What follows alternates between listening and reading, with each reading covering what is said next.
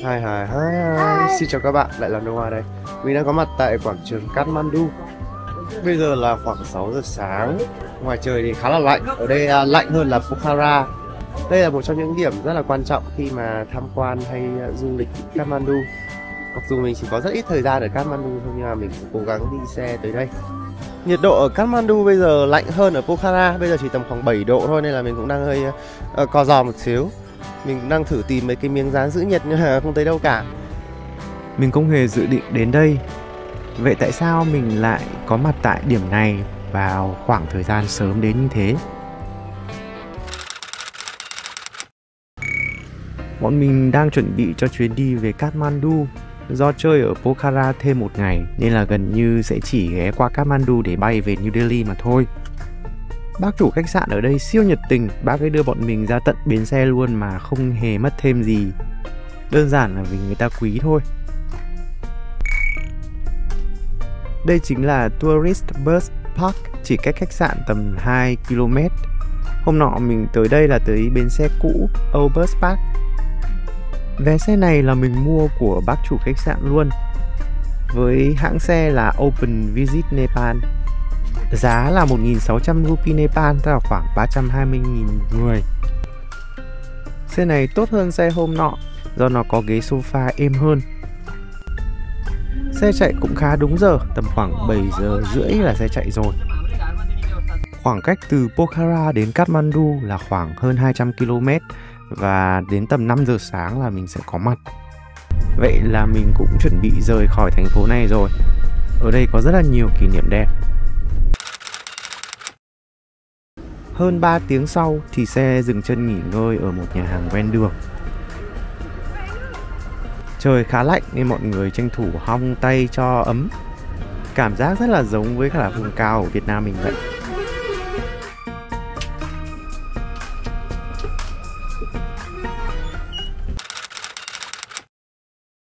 Khoảng 5 giờ sáng là xe đã có mặt tại Kathmandu. Mình có hỏi trước bác chủ khách sạn thì bác nói rằng là sẽ đến bến xe là Palaju. Có vẻ là khá xa để đi ra sân bay nên là mình quyết định chờ xem đoạn nào gần hơn thì sẽ xuống. Trong lúc đó thì mình phát hiện ra là quảng trường Kathmandu cũng rất gần, chỉ cách khoảng 2 km thôi nên là mình xin xuống giữa đường. Mình vẫy được cái anh taxi này và anh ấy đi với giá là 350 rupee, tức là tầm khoảng 70.000. Sáng sớm mà nên thôi giá nào cũng chấp nhận vậy. Chỉ 10 phút sau mình đã có mặt tại đây. Mình rất là bất ngờ khi mà cái anh lái taxi anh ấy phi vào tận trong cái khu quảng trường này. Phải nói lại một lần nữa là cái quảng trường Kathmandu này mình không hề có chủ đích ngay từ đầu, cho nên là mình không tìm hiểu nhiều lắm. Mình đang có mặt tại quảng trường Kathmandu. Mặc dù mình chỉ có rất ít thời gian ở Kathmandu thôi nhưng mà mình cũng cố gắng đi xe tới đây. Hiện tại thì bây giờ mới có khoảng hơn 6 giờ một chút thôi, nhưng mà mọi người ở đây đã rất là tấp nập rồi. Cảm giác là mọi người ở đây dậy sớm hơn là ở trên Pokhara và có gì đấy thì nó bận rộn và sầm uất hơn. Nhiệt độ ở Kathmandu bây giờ lạnh hơn ở Pokhara, bây giờ chỉ tầm khoảng 7 độ thôi nên là mình cũng đang hơi co giò một xíu. Mình cũng đang thử tìm mấy cái miếng dán giữ nhiệt nhưng mà không thấy đâu cả. Chính là ở trên Pokhara này độ cao lại thấp hơn ở Kathmandu. Có tới 3 quảng trường hoàng gia ở thung lũng Kathmandu, đồng thời cũng là di sản văn hóa thế giới do UNESCO công nhận, và đây là quảng trường lớn nhất. Trời vẫn còn nhá nhem, nhưng mà mình cũng không được ở đây lâu lắm cho nên là mình sẽ cần tranh thủ khám phá. Không biết hôm nay có phải là ngày gì đặc biệt không, nhưng mà cảnh binh đi diễu hành khắp nơi như này.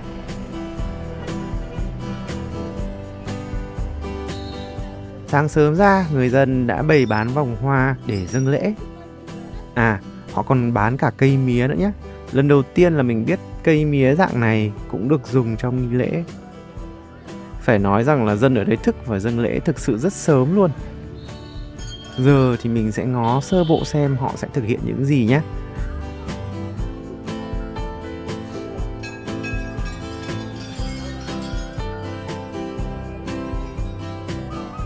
Có người thì lau các pho tượng, lại có người chạm tay vào tượng rồi đặt lên trán.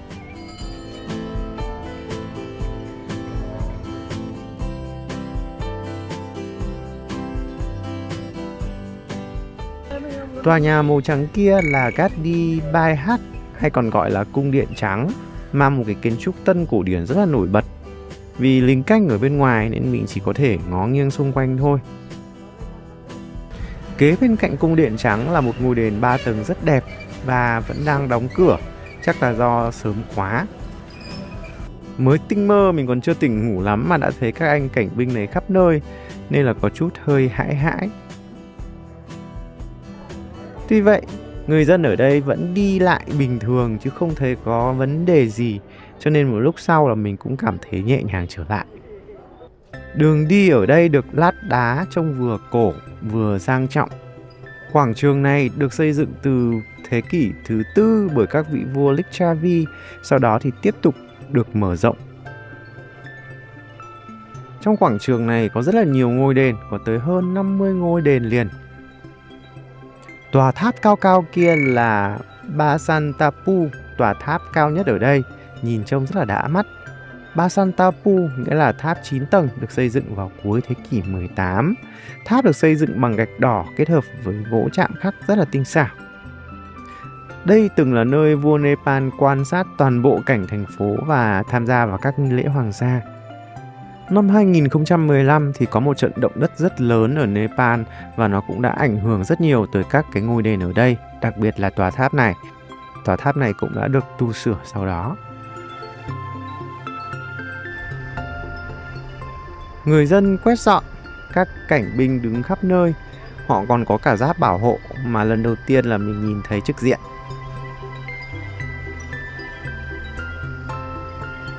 Đây chính là khu vực rộng lớn của quảng trường. Các nhà xung quanh cũng được xây san sát. Và không hiểu sao một số chú chó cảnh cũng được chọn làm cảnh khuyển nhé. Thực sự thì trời siêu lạnh luôn các bạn. Mình sẽ nghỉ ngơi một chút, chờ đến lúc mà có nắng sẽ quay lại khám phá tiếp. A few moments later. Khoảng 8 giờ rưỡi thì trời bắt đầu nắng đẹp rồi. Trời ấm hơn. Và càng ngày càng nhiều cảnh sát. Cảnh sát ở khắp nơi luôn.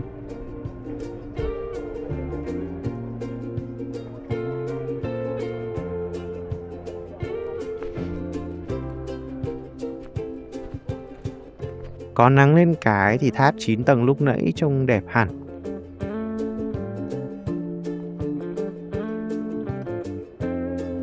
Ở đây có rất là nhiều chó, có vẻ như là chó hoang. Con nào con ấy không gầy đâu mà cũng mập mập và khá hiền. Hồi trước khi đi thì mình có đọc là Kathmandu có nhiều đền, nên nghĩ là mình đã đi được nhiều kiểu đền rồi thì thôi. Nhưng mà bây giờ đến đây có tiếc nuối một chút, bởi vì phong cách nó quá khác biệt so với mình tưởng tượng và quá đẹp. Một điểm đến đặc biệt ở đây chính là cung điện Kumari, nữ thần sống.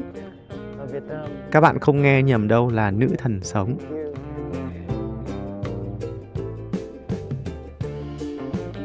Cửa vào trong cung điện này dành cho các em bé có khác nên là tương đối thấp. Vậy Kumari là ai? Kumari là nữ thần đồng trinh được tuyển chọn kỹ lưỡng từ các bé gái chưa tới tuổi dậy thì. Cái quá trình này rất là kỹ luôn, phải xem xét các cái tướng đẹp giống như các vị thần. Và bé gái đó sẽ sống tại cái cung điện này, sống xa đời thường. Bình thường sẽ không được bước chân xuống đất. Hàng ngày thì được vẽ mắt lửa và chỉ xuất hiện công khai vào các cái dịp lễ. Người dân Nepal tin rằng Kumari là hiện thân sống của nữ thần Thaleju, một biểu tượng vừa linh thiêng vừa huyền bí. Đây thực sự là một phong tục rất là lạ. Còn các bạn nghĩ sao về phong tục này? Ở gần đó là đền thờ thần Kamdev, vị thần tình yêu trong văn hóa Hindu. Hóa ra là ở đâu cũng có thần tình yêu. Và phải nói rằng cái quảng trường này có tới hơn 50 ngôi đền, cho nên là mình đi mỏi chân vẫn chỉ thấy đền là đền mà thôi. Ngôi đền này có rất là nhiều người vào cầu nguyện.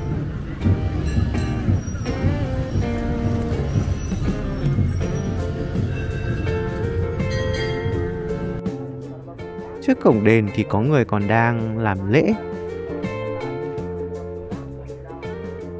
Đây là ngôi đền nổi tiếng ở đây, ngôi đền Thaleju Bawani, được xây dựng từ thế kỷ 16. nơi thờ vị nữ thần hộ quốc rất là linh thiêng, nữ thần Thaleju. Ngôi đền này có 3 tầng mái lớn và bao quanh là 12 ngôi đền phụ nhỏ. Ngôi đền này chỉ mở một lần duy nhất mỗi năm vào lễ Dasain và trong suốt năm sẽ được canh giữ cẩn mật như là bảo vật hoàng gia. Mình cũng vô tình đi qua Sri Tanadevi Tarini, một ngôi đền thờ nữ thần chiến binh Tarani, hiện thân của Durga. Không giống như đền Thaleju chỉ mở vào dịp lễ, ngôi đền này luôn mở cửa cho người dân địa phương đến mỗi ngày. Bên trong đền được trang trí rất tinh xảo. Thi thoảng người dân lại đi qua và gõ vào những cái chuông này. Rung nhẹ một tí thôi là đã kêu rồi.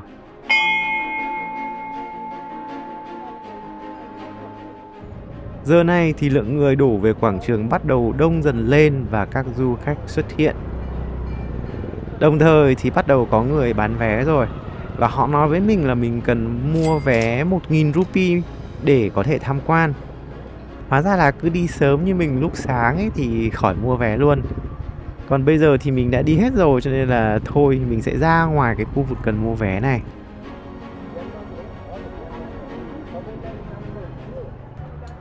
Các cái con phố ở đây cũng nhỏ hẹp như các cái con phố cổ khác. Nhiều tòa nhà thì vẫn giữ nguyên được kiến trúc và kế bên những tòa nhà đang chuẩn bị xây dựng lại. Người đi lại tấp nập và vội vã chứ không nhẹ nhàng chậm rãi như ở Pokhara. Người Nepal ở đây cũng sử dụng rất nhiều xe máy.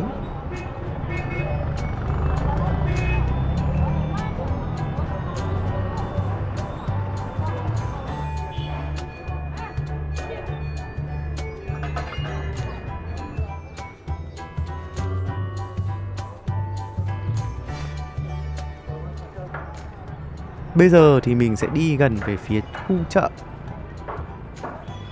Chợ ở đây có rất là nhiều mặt hàng và có rất là nhiều các gian hàng bán đồ đồng như thế này.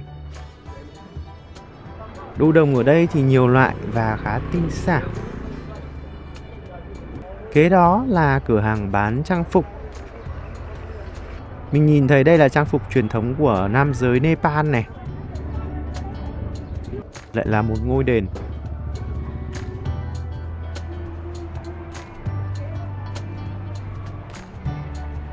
Người dân ở đây thắp hương này, đeo vòng hoa lên tượng.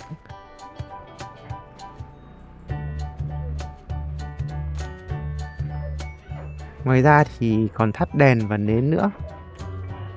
Có lẽ đây là hoạt động hàng ngày chứ không phải là một ngày gì đặc biệt cả. Còn có một cửa hàng bán những chú rối truyền thống của Nepal. Những chú rối này tượng trưng cho quỷ thần Lakhe, trông hung dữ nhưng lại là quỷ thiện. Cái bạn gái chủ quán này rất nhiệt tình luôn. Bạn ấy còn chỉ cho mình xem cách các cái chú rối hoạt động như thế nào. Rất thú vị. Chưa tới cái hàng này thì đã thấy mùi thơm từ xa rồi. Nepal nổi tiếng với các loại thảo mộc.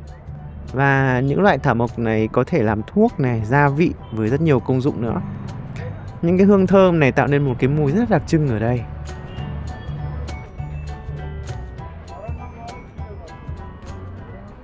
Cũng đã đến lúc mình cần ra sân bay. Lúc này thì mình đã kịp cài đặt ứng dụng gọi xe Pathao. Ứng dụng này cũng rất tiện. Từ đây ra sân bay khi áp khuyến mại thì chưa tới 450 rupee, tức là khoảng 90.000. Khoảng cách thì cũng chỉ có 6 km thôi.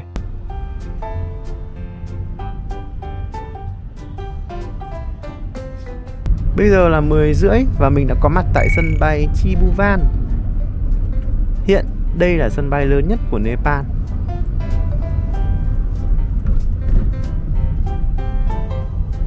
Bạn lái xe taxi thì cho mình dừng ngay tại khu vào sân bay. Ngó nghiêng thấy hàng cũng đông nên mình cũng không dám lượn lờ tham quan mà vào xếp hàng luôn. Đúng thật, mình cũng chờ xếp hàng mệt nghỉ luôn. Nguyên một đoàn Ấn Độ du lịch Nepal nên là cái thủ tục check-in cực kỳ là lâu luôn. Lần này mình bay của Nepal Airlines. Hôm qua mình có thử check-in online xem có được không ý, thì không được. Khác hẳn với các nước khác thì khu vực check-in ở đây cũng không được phép quay phim. Xong xuôi mình cũng đã lấy được vé để lên tầng 2 kiểm tra an ninh và làm thủ tục xuất cảnh. Cuối cùng mình cũng đã được vào phòng chờ. Mà bây giờ thì rất là đói luôn ấy. Cái ổ bánh mì sáng nay ăn tạm, không ăn thua. Mình mở thử cái gói bim bim mà cái bạn ở Ấn cho hôm nọ. Hình như là nó có vẻ hết hạn rồi, nên là mình ra quầy mua một cái burger. Cái chicken burger này là 375 rupee.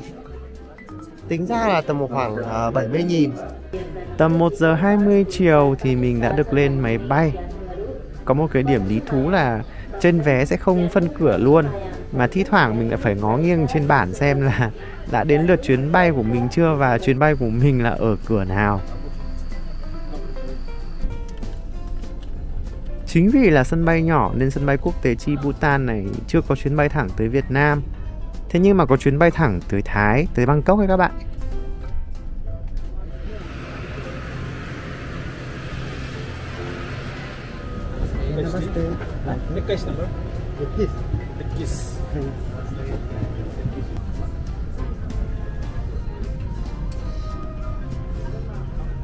Mặc dù là mình được ngồi cạnh cửa sổ, tuy nhiên là một cái rất không may mắn là cái cửa sổ của mình thì một là nó khuất đằng sau, hai nữa là nó ngay cạnh cánh máy bay nên là gần như cũng không nhìn được gì cả. Đây là mình cố gắng quay từ cửa đằng sau nhé. Tiếc quá, cảnh núi tuyết đây siêu đẹp luôn. Quá là ấn tượng luôn. Mình chưa bao giờ được ngắm cái cảnh kiểu như thế này.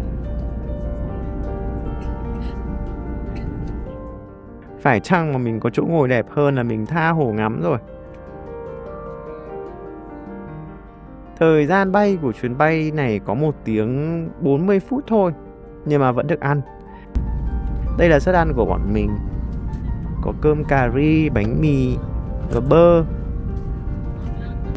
Ngoài ra thì còn có cái loại chè này ăn rất ngon luôn. Nếu mà mình không nhầm thì tên gọi của nó là khia. Nhanh quá, ăn xong một cái là đã chuẩn bị hạ cánh rồi. Như vậy là mình đã tới New Delhi, khép lại hành trình khám phá Nepal lần này. Hãy nhấn theo dõi để hẹn gặp lại các bạn trong các hành trình tiếp theo của mình nhé. Còn bây giờ thì xin chào. Namaste.